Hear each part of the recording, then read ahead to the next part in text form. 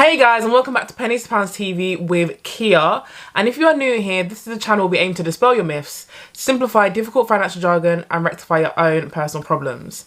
Now, if you have clicked on this video, then you have done so because you are looking to kickstart yourself in 2021. You are looking to make opportunities for yourself instead of waiting for them to come to you. So you'll be happy to hear you're in the right place, as today we're going to be talking about the best way to reach out to brands that you want to work with. So let's get started. Now, you might be wondering whether or not you should actually be reaching to brands, but I am here to tell you that you absolutely should. Last year, I was very fortunate that a lot of brands actually came to me and I got a lot of work that way. But if I had started reaching out earlier, I would have gotten a lot more opportunities for myself. I don't know if you've heard of the phrase, closed mouths don't get fed, but that is absolutely what I live on now. And that basically means if you do not go out there and try to make these opportunities for yourself, then you will not receive them. So you're in the right place because I'm going to teach you exactly how to do that. I am by no means an expert, but these are just things that have worked for me, things that I've heard from other people that have worked, and things that I've implemented that have, you know, worked on my trial and error journey that I'm on. If you have any other tips, then feel free to put it in the comment section below. We want to help each other to reach new heights and get the opportunities that we all deserve. Right, so number one, when it comes to actually reaching out to a brand, you want to make sure that you're reaching the right people, okay? We don't want to just go in blind and just start emailing anyone randomly. You want to make sure that you're reaching the right people. The people that we should be looking for are people who work in the PR department, in marketing, or in media for said company. For example, if I wanted to work for Nike, I'd be looking for the PR person for Nike, whoever works for marketing, or whoever works in the media and communication sector, for example, in Nike. Now you're probably wondering, well, how do I figure that one out? Your number one best tool is to use LinkedIn. Now I am always on LinkedIn, okay? If you type in, for example, Nike social media manager, whoever works in that position at Nike will tend to have that in their bio. Now you can click on these profiles, and a lot of the time, these people will have their email addresses actually on their bio. So when you actually click on their profile, it's actually live there, so you know you can email directly to that person. Alternatively, you may actually click on them and they actually have no kind of contact on there. What I would say, and what has actually worked for me, is to actually go ahead and DM the brand, okay? DM them and ask for an email. What I tend to do is I tend to draft up a message which says, hey, my name is Kia, for example, I do XYZ.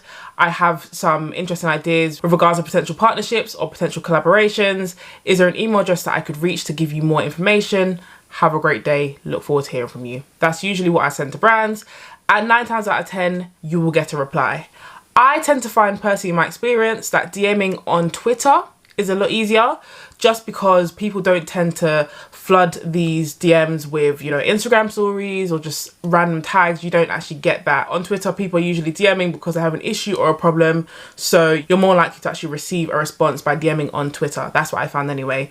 The majority of brands have their DMs open, so whenever I reach out to them on Twitter and ask for an email address, I usually get a response pretty fast with the correct email address and usually the name of the person that I'm addressing in there as well. Now, my second tip is to make sure that you're already engaging with the brand before you reach out. You want to make sure that you're already establishing a connection with that brand. So let's say we keep with the Nike. So let's say I want to work with Nike. So prior to me reaching out, I'm going to say, right, I follow Nike already.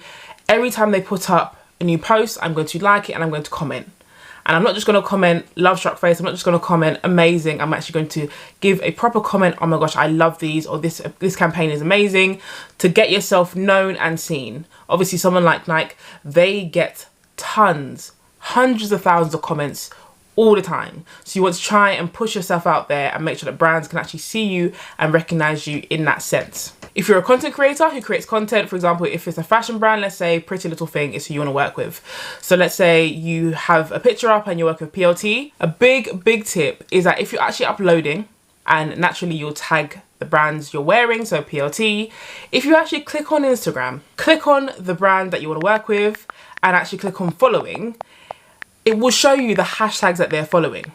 So these hashtags on Instagram, when you actually follow a hashtag, they appear on your normal timeline as if it's, you know, you're following your friends or whoever you're following. It'll show up on your normal timeline. So brands who are following hashtags, that will show up on a normal timeline page. When you're actually scrolling down, you will show up if you use a hashtag. So when you go in there, look and see what hashtag they have and try and use the hashtags that have the least amount of photos in there. use those hashtags because you have a better chance of these brands scrolling through when actually having a browse to find new people, new faces. They scroll through and they'll see you on that hashtag. Big thing is to make sure that you're actually engaging with the brands. You want it to be genuine. You actually like these brands, hopefully, that you're picking and you want to work with. You like them, you use them, you wear them already. So why not actually engage with these brands and show these brands that you actually like what they stand for, what they do, and what they create, and what they produce. My third thing is to make sure that you have all of your relevant content organized well and nicely in your bio. Before we email the brands, obviously we will give them everything in our email, which we're coming to. But prior to that, I have had experience myself of brands who have reached out to me and they have spent their time researching and finding me and discovering who I am, what I do, what has she done. And making sure that you have everything in one place will make things a lot easier for you, because you'll find brands who you may email them and then they may actually go back and find your social media and then go through and find other stuff themselves. You want to make sure that it's in a good place and well organized for them to be able to see. Now for me, there are many different websites that you can do for landing pages and that you can use. I personally use LIINKS. I used to use LINKTREE. So LINKTREE is basically, as you can imagine, it's a web page or like a landing page where people can click on and they come to every single link and every single piece of content that you want people to kind of go off to. If you have a Twitter account and an Instagram and then a YouTube and then you want people to go here into your website, that's what you use LINKTREE for. LINKTREE was what I used for a long time and it was good. It had everything organized, but I felt like it didn't really give me what I was looking for. It literally was just words written down with clickable buttons and people could click through, so it did its job. I've now recently discovered LIINKS. I'll put the link in the description so you can have a click and have a look.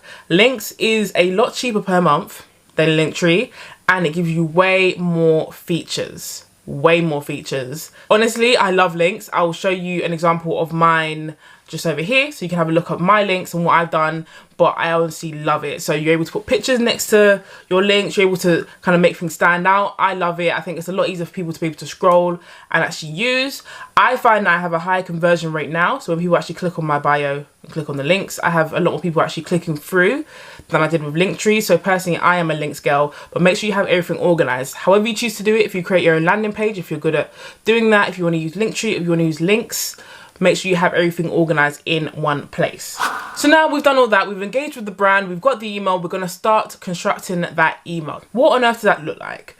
Number one, first thing we want to do is make sure that we have a catchy subject. So you don't want to just put, I want to work with you or working with PLT. You want to put something like potential collaboration and then your @ name or your brand name. So for me, for example, I could put potential collaboration, Pennies to Pounds, or potential collaboration, Kia. You want to make sure that whoever's going through the emails knows exactly what this email is going to be about, and then they might want to flag it and say, oh, actually, I want to have a read of this.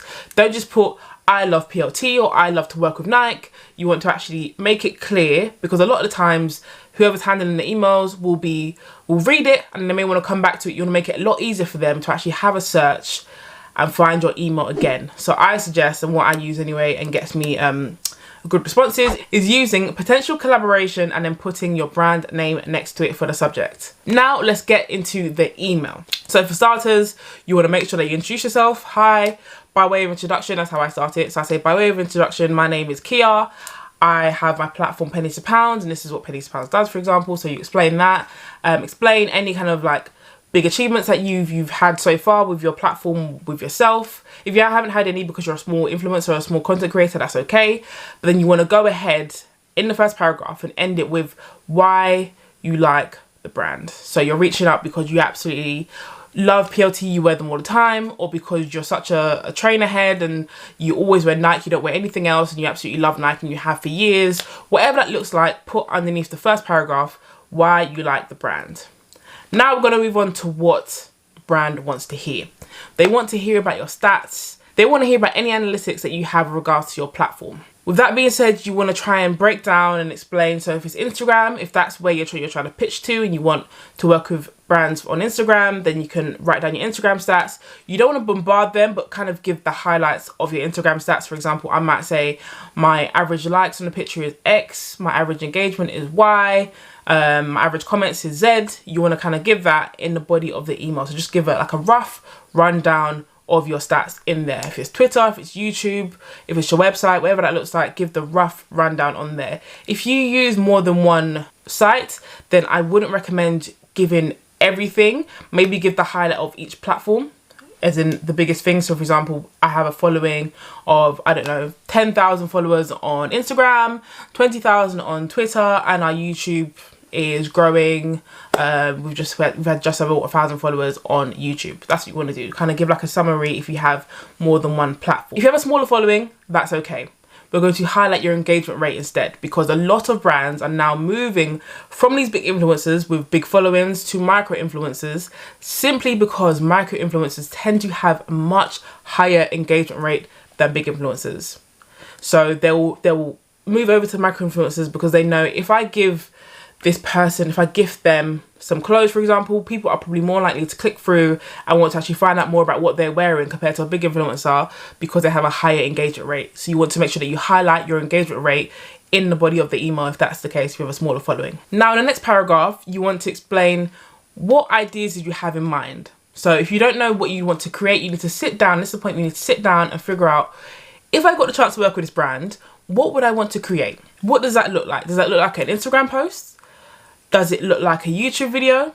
Does it look like a blog post on your website? What does that actually look like? You want to actually explain the ideas that you had. I would love to create, I don't know, for example, a TikTok series of trying on new clothes, because I get a lot of engagement right now on my TikTok, just fashion wise. I want to try on new clothes, for example, and I'd love to make it a 3-part series. So being able to do that would be great. Whatever your ideas are, make sure that you state it in the next paragraph. Explain to them what you like to do. If it's more than one piece of content, that's absolutely fine. Say to them, I'd love to do an Instagram post on styling clothes, for example, and then do a YouTube video of like a haul where I've got different clothes and be able to style it in different ways, or get someone to style it for me, get my friends to buy the clothes. And whatever ideas you have, make sure you put it in the next paragraph so they can understand. Now, the following paragraph is arguably probably the make or break for the email, in my opinion.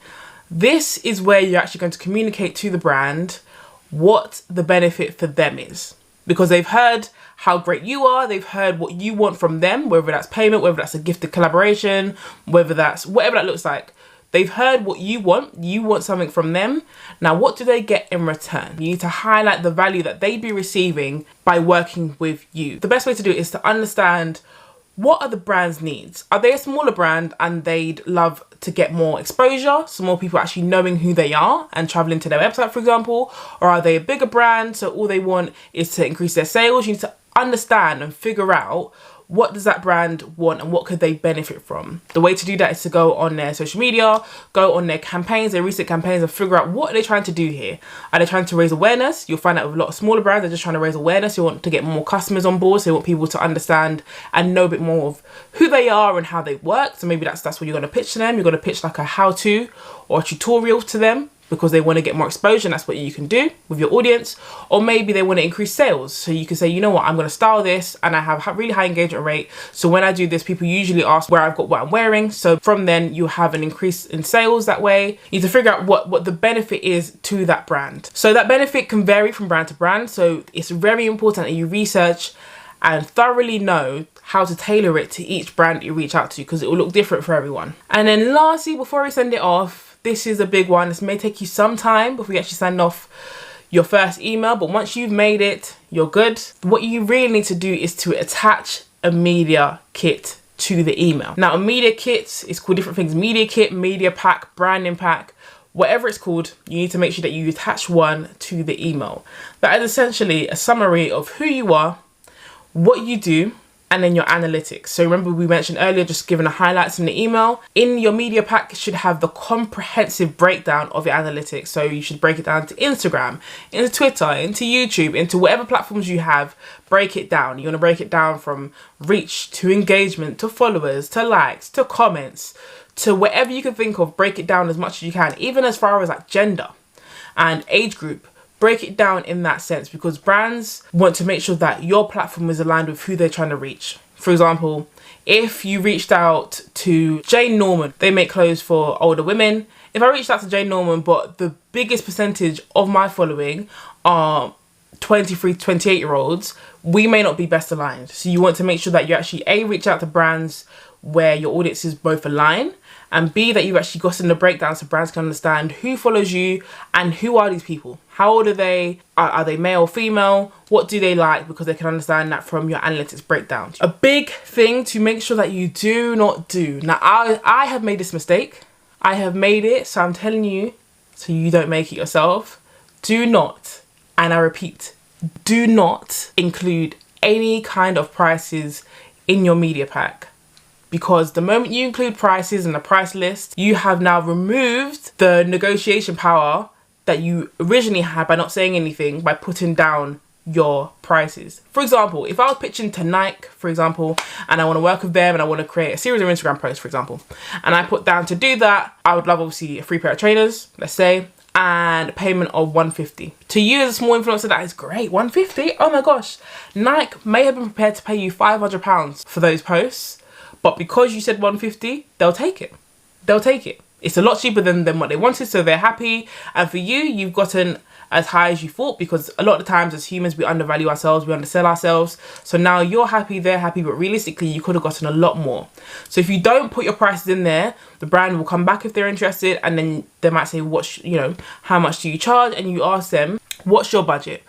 Or what kind of ballpark were you looking at? Kind of have that conversation, open that up, because then you might find, you know what, I was happy with 150, but they want to offer me £500. Oh my gosh, I'll take £500. That's absolutely fine. Please do not put any kind of price list in your media pack. But yes, that is the comprehensive list and breakdown on how to reach out to brands. This is what has worked for me. If you have any other tips or ways that have worked for you, please drop them down in the comments, because it's each one to each one. We want to help each other to reach new heights this year and get the opportunities that we all deserve. Hopefully you found this useful. If you have, please give us a like and a comment and a subscribe, because we'll be doing more content similar to this, but loads more on personal finance, on how to manage your money, on how to do, how to figure out your side hustles, anything that you can think of with regards to money and leveling up yourself. We have got this on this platform. But yes, have a great day, and we'll see you again next week. Bye guys.